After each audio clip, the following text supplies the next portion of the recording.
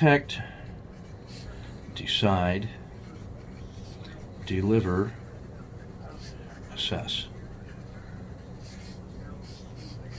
And I'm trying to use robots and flying platforms. So imagine that I have some geographic area, some 10 by 10 search areas, like I'm trying to find submarines or something like that. It's easiest to visualize with submarines. So I got 10 by 10. And then suppose I have a robot with a flashlight that has a variable lens on it. Well, in generation 1, what I have is a very broad, I can see a region like this. And then inside that region, I have some probability of detecting it. So it's a very wide light, like a flare. Mm-hmm. Now I can see, but I'm often wrong. But if there's a shadow, then maybe I can get to the second level, where then I go to level 2, where I focus the same amount of energy, Right. but onto one square, and then I can interrogate. Mm-hmm. So the first, so I'm really detecting, and then the interrogation is deciding what it is, and then I may want to actually make a decision to deliver some ordnance to it. But that's the second part. That's the targeting piece. But detect and then decide. So maybe to get widest coverage, I just have this broad light, and then I have some probability of detecting anything. Don't know what it is. I just know there's some probability that there's something. Was that really a shadow, or was that just a cloud passing in front of the moon? I don't know.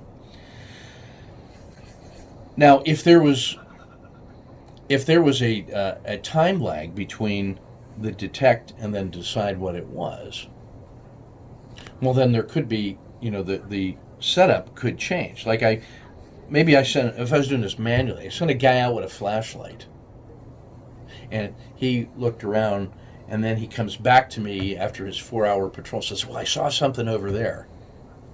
So I said, oh, well, I'm going to follow up, and I send another scout team with point recon to go really investigate what's there. Well, maybe there was nothing there at all. Maybe there was something there, but it moved in the time it took for my first scout to come back and tell me, and then for me to dispatch my second scout.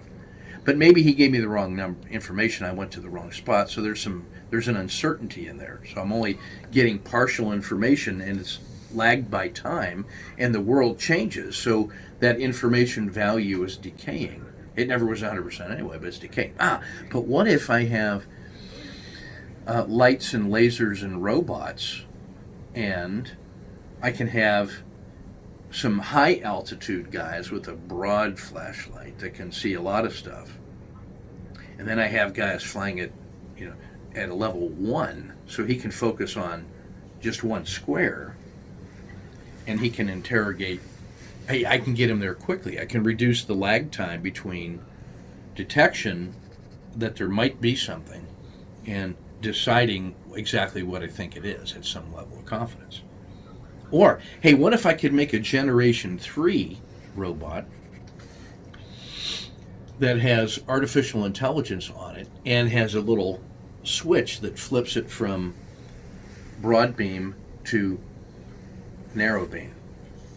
And as soon as it detects maybe there was something, he flips a switch, and at 0 time sends another pulse of energy to interrogate. So I get the benefit of both a wide range to just determine if there might be anything there, evidence of a sign, and then instantly interrogate to find, well, what actually was it? I can zoom in. That takes a turn, and it burns the same amount of energy as the broad beam. It's the same amount of light, but it was much more focused, and that extra focused light now gives me much more information. So that would be a generation 3 hunter-seeker. Right? And that's about as far as you need to go on this little robot, these little 3 generations of robots. The most flexible one is a generation 3, because he has both of those things integrated in there at once. And there's no time lag between sense and interrogate. If I just use first generation, one of the ways that I can actually get more information than just his is I can stack those things. So if each generation 1 robot flashlight has something like a 10% chance, is a 70% chance of detecting if there's anything there, and a 10% chance of identifying what it actually is. Well, if I had 3 of them stacked over that area, maybe I get each one of them has a 70% chance of detecting the something that's there, but but they're overlapping lights now gives me a 30% chance of detecting what that thing actually is, because it stacks, because those 2 overlapping beams makes the whole area brighter. So I could go the cheapest and have a lot of generation 1 things and then just have overlapping areas of coverage where I might say something like this. Now, in this little region where all 3 beams focus, I have a 3 out of 10 chance of catching them, or 3 out of 6, if you will. And then in these, I have a chance of getting 2s, and then out here, there's 1s. So by deciding at a high altitude where to position these things out of the range of manpads, then I can actually decide inside this space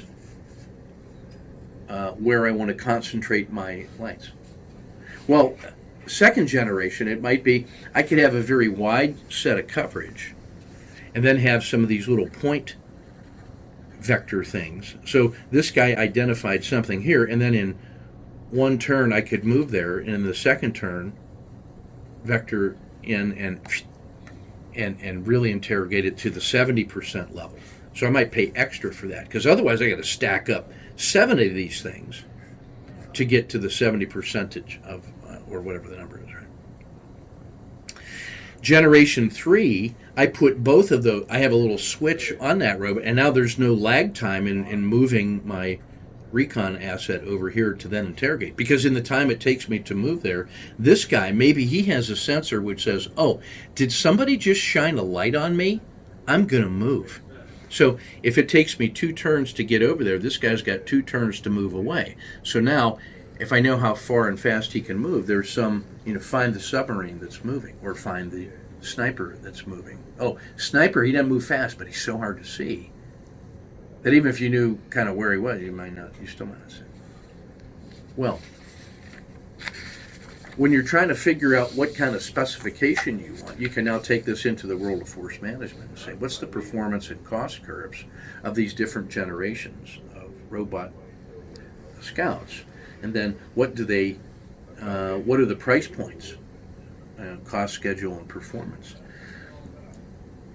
In terms of evaluating the decision on whether or not to shoot or not, you might do something like this, and this is using Bayesian statistics. And so you construct a two-dimensional array, and you say on so on this side, here's the probability of detecting anything. I saw something, right? So let's say that first robot has a threshold of if there was something there, or there wasn't, but just what is his percent chance of being correct that there was something there? Let's just say 70%. I saw something. 70% of the time there was something there, and 30% of the time there wasn't. All right? What that would mean in English would be, let's suppose there were 100 times he reported back and said, there was, I think there's something there. I saw a shadow. Now, 70% of the time,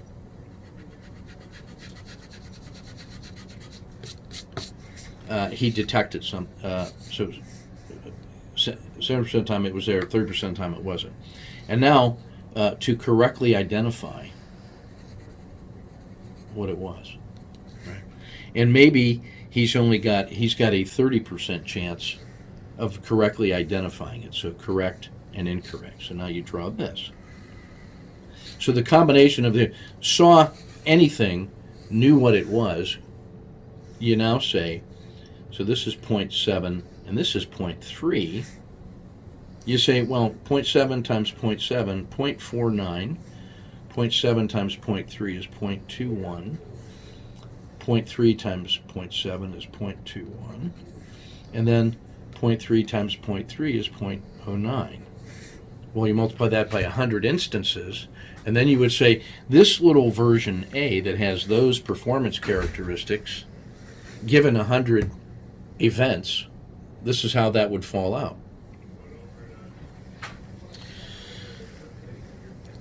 "21 times out of 100, there was let's see, let me go this way, 0.7 times 0.7. There was something there, and you identified it as a thing, and you were right. Oh no, I'm sorry, you were wrong.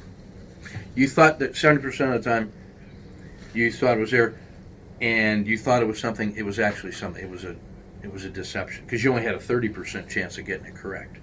So 0.49 there were 49 cases when you said, hey, I saw a shadow, it's a tank, and it wasn't a tank.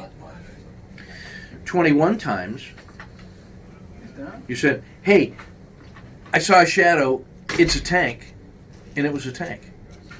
So 21 times. Another 21 times you didn't even see anything, and there was nothing there. And then 9 times you didn't see anything, but there was something there. There was something actually there. So 9 times that tank will sneak through. And then 21 times there was actually a tank, and you detected them. And then 49 times you thought you were starting at shadow. So what you care about now is whenever I get a positive 0.7, 0.7 when I trigger 20, that's almost like 20 to 50. 20 times it really was a tank. 50 times it wasn't a tank. So you're getting deceived 2.5 times more than you were being successful. But what if the tank costs $5 million to make,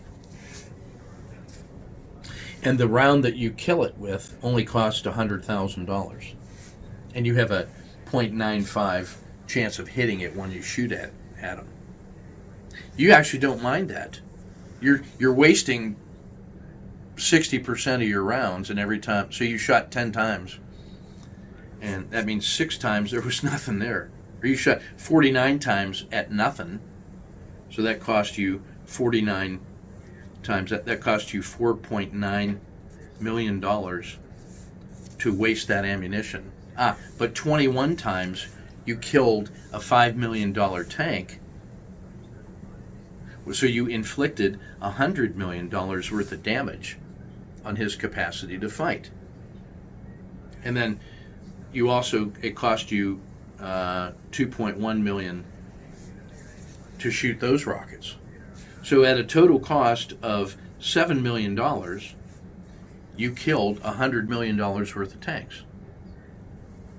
Now, if the cost of the robots to achieve that level of performance was $50 million, but you could reuse them, your total cost was $50 million plus $7 million in ammunition costs, and you killed $100 million worth of tank, and you still have your sensors. So how long do those? So now I got to protect that investment. Why? Because when he realizes what I'm doing, he's going to have robots that shoot my robots. So that's exactly the same. It's like spy versus spy. It's like coyote versus roadrunner. I have to have, if I want to put some defense on that robot, he can't stay on station as long because it's heavier and he burns up the energy faster. Or if I just make him really small and no defense, it's like trying to kill mosquitoes. So is he going to use a fly swatter to kill my mosquitoes, or hummingbirds? He's going to have hummingbirds try to kill my mosquitoes. But then I'm going to have crows or peregrine falcons that eat his hummingbirds. And then I'm going to get some owls so that I have 24-hour capability, and at night, and they're silent, stealthy, deadly killers. Well, this shows you now that you can start varying. Now I can start varying the cost of performance here. So if that was the numbers on the Generation 1, a Gen 2 robot now says,